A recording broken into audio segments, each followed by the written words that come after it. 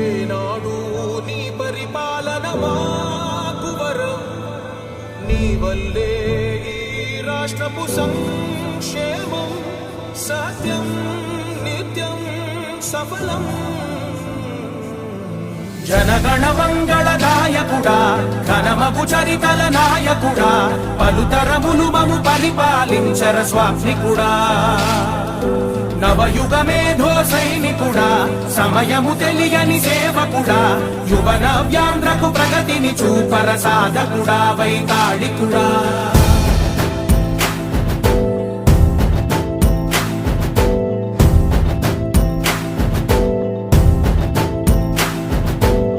ప్రతి ఇల్లు నిన్నే నిన్నే పిలిచింది, ప్రతి గడప నీకే స్వాగతమంటోంది.